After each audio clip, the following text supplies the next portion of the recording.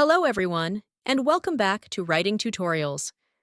Today, we're going to talk about how to write a heartfelt and professional recommendation letter for a friend. Recommendation letters are often required for academic applications, jobs, or professional opportunities, and they carry a lot of weight. Writing one for a friend can feel tricky, but with a little structure and the right tone, you can create a letter that is both personal and professional. In this video, we'll go through a sample recommendation letter and break down each part step by step. By the end, you'll know exactly what to include, how to phrase your thoughts, and how to make the letter stand out. Let's get started. Start with the sender's details. At the very top of the letter, include your contact information. This ensures the recipient knows who the writer is and how to reach them if needed. In our sample, Lisa Carter begins by providing her full name, address, phone number, email address. For example, Lisa lives at 912 Oakwood Avenue, Boston, Massachusetts, 02119, and provides her phone number, 617-555-3920, along with her email, lisa.carter@example.com. When you're writing your letter, be sure to include this information. It establishes credibility and makes it easy for the admissions committee, or whoever the recipient is, to follow up if necessary. Include the date. Next, add the date. This is a standard element in formal letters because it helps establish the timeline for when the recommendation was made. In this letter, the date is November 30th, 2024. Always use a formal date format in professional letters. Double-check to ensure the date is accurate and reflects when you're actually submitting the letter. Address the recipient. Now, let's move on to the recipient's details. In this case, the letter is addressed to the admissions committee at Northeastern University. Lisa writes, Admissions Committee, Northeastern University, 360 Huntington Avenue, Boston, Massachusetts, 02115. If you know the specific name of the person you're addressing, it's best to include it. But if the letter is intended for a group, like an admissions or hiring committee, addressing them collectively is perfectly appropriate. Add a subject line. A subject line gives the recipient a clear idea of what the letter is about. It's concise, professional, and immediately grabs attention. Lisa uses Recommendation for Emily Harper. This simple subject line highlights who the letter is about and its purpose. When writing your own letter, make sure the subject line is clear and directly tied to the individual you're recommending. Salutation. Now for the salutation. Lisa starts her letter with, Dear members of the admissions committee. This is a polite and professional way to address a group when you don't have specific names. If you're writing to an individual, you can simply say, Dear recipient's name. Be sure to spell names and titles correctly if you include them. Introduction. Explain the purpose. The first paragraph should state the purpose of the letter, why you're writing, and who you're recommending. Lisa begins with, I am writing to strongly recommend my friend, Emily Harper, for admission to your graduate program in Communication Studies at Northeastern University. This opening is clear and direct. Lisa immediately identifies who she is recommending and for what program. When writing your own letter, start with this clarity.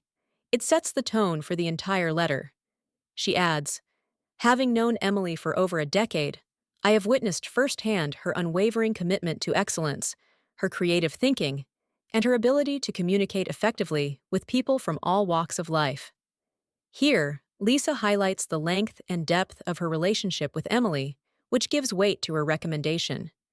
Mentioning specific qualities, like commitment to excellence and creative thinking, gives the reader a glimpse of why this person stands out.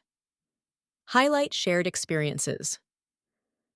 The second paragraph dives into specific experiences Lisa and Emily shared, demonstrating Emily's strengths in action. Lisa writes, Emily and I first met while volunteering at Boston Community Outreach Center in 2013, where we collaborated on organizing workshops for underserved youth. This example shows how Emily and Lisa worked together, immediately establishing Emily's dedication to community service. Adding concrete details, like the organization name and year, makes the story credible and relatable. Lisa continues, her natural leadership, coupled with her empathetic demeanor, made her an integral part of our team. This sentence emphasizes Emily's leadership and empathy, qualities that are highly valued in graduate programs and professional settings. When writing your own letter, think about specific examples that showcase your friend's skills and values. Discuss professional accomplishments. In the next paragraph, Lisa shifts focus to Emily's professional achievements. She writes, as a professional content strategist at Harper & Company, Marketing Solutions, Emily consistently delivered exceptional results. This highlights Emily's career role and her ability to succeed in a professional environment. Lisa adds, her ability to develop compelling narratives and build strong client relationships showcased her talent for communication and critical thinking. This sentence ties Emily's professional skills back to her suitability for a communication studies program. When you're writing, try to connect your friend's achievements to the purpose of the recommendation. Lisa also mentions, she also played a vital role in mentoring junior team members, further proving her dedication to helping others succeed. Including mentoring shows Emily's ability to guide and inspire others, which adds depth to her character. Highlight unique qualities.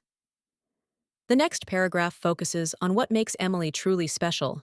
Lisa writes, what truly sets Emily apart is her resilience and curiosity. She thrives in challenging environments, embraces diverse perspectives, and continuously seeks opportunities to grow both personally and professionally. Here, Lisa uses powerful descriptors like resilience and curiosity to paint a vivid picture of Emily's character. Highlighting these unique qualities helps the recipient see why this person is an exceptional candidate. Offer a strong endorsement. In the final paragraph, Lisa ties everything together with a confident endorsement.